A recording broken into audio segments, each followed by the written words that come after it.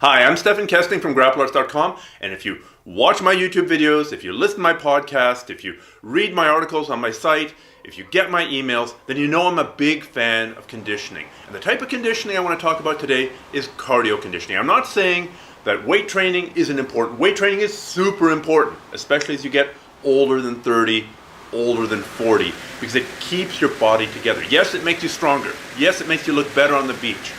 Yes, it'll help you, get out of questionable positions when technique just isn't cutting it, but that's not the main benefit. The main benefit of weightlifting is to keep everything tight, keep everything strong so that you get less injuries and you can do more training. We'll save that discussion for another day. What I want to talk about today mostly is cardio, and in particular, efficient cardio.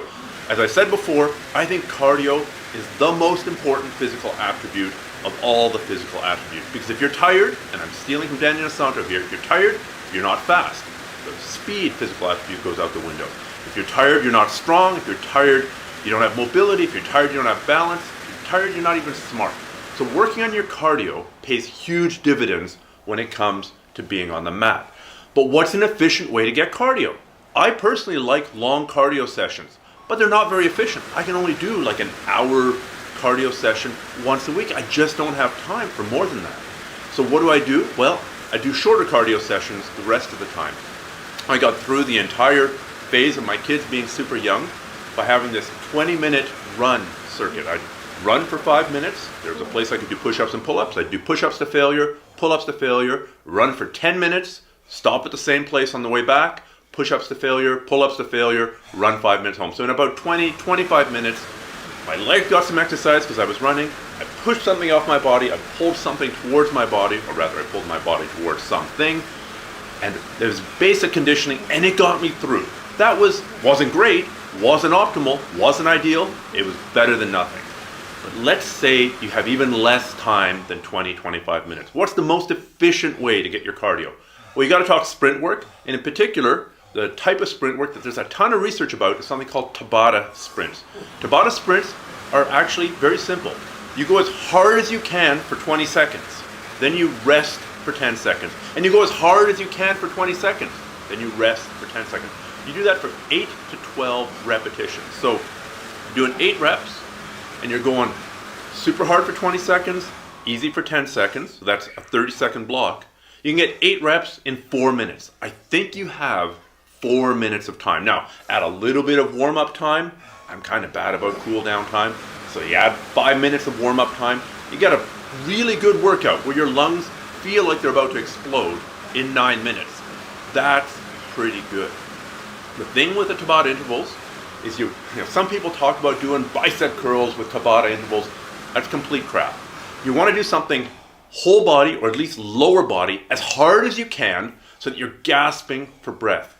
Running on a very steeply inclined treadmill is one good way to do this. Going as hard as you can on a Stairmaster where your legs are just pumping and where you're not holding your weight up with your arms, where your arms are free, is another good way. I like using the Aerodyne bike, as you can see.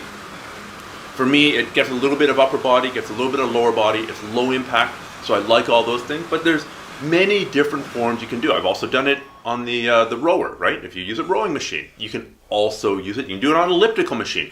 The key is going as hard as you can, and then trying to get minimal rest. Now, of course, how hard you can go is going to decrease over time. For me, it works something like this. The first couple of reps, I'm feeling pretty good. Yeah, I got this. This is going to be a really great session. Then by about rep 3 or 4, you're going, holy crap, I think I'm in over my head. Then from reps 5, 6, 7, and 8, that's just suffering.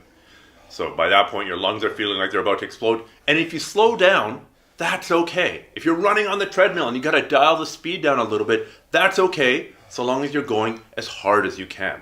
So for me, that's the key. It's maybe it's the ideal type of conditioning for jiu-jitsu, maybe it's not. But what it is, for sure, is the most efficient conditioning for jiu-jitsu.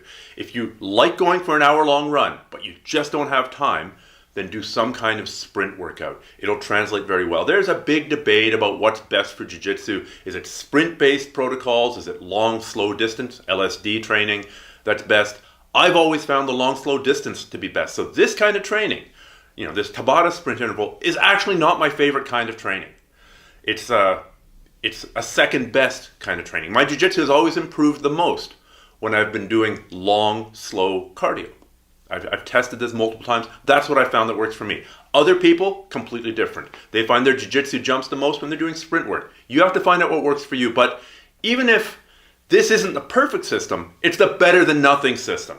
And having something is better than having nothing always.